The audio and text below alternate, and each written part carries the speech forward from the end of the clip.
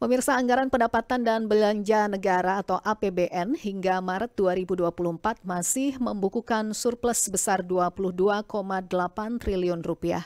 Menteri Keuangan Sri Mulyani Indrawati mengatakan kinerja APBN masih terjaga. Berikut selengkapnya kami hadirkan laporannya bersama Magdalena Krisnawati. Lena.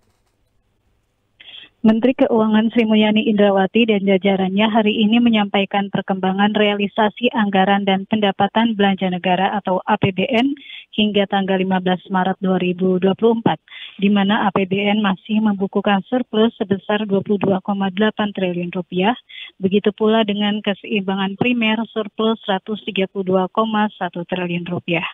Meski demikian, pendapatan negara sebesar 493,2 triliun mengalami penurunan 5,4% dibandingkan tahun lalu, sedangkan belanja negara tercatat 470,3 triliun, meningkat 18,1% secara tahunan. Dengan surplus sebesar 22,8 triliun, Menteri Keuangan mengatakan kinerja APBN masih sesuai perkiraan atau on track dan masih terjaga. Berikut penegasan dari Menteri Keuangan Sri Mulyani Indrawati. APBN masih bisa berjalan secara cukup baik, solid ya dalam hal ini, dan ini terlihat dari meskipun kalau dilihat dari growth-nya, dan ini yang selalu sudah saya sampaikan dari mulai tahun lalu, pertumbuhan penerimaan negara yang sangat tinggi di tahun 2021 dan 2022, itu di 2023 juga tetap bisa terjaga, dan kita tahu bahwa itu nanti akan mengalami koreksi. Jadi kita lihat pertumbuhannya negatif 5,4%. Jadi pendapatan negara mengalami kontraksi.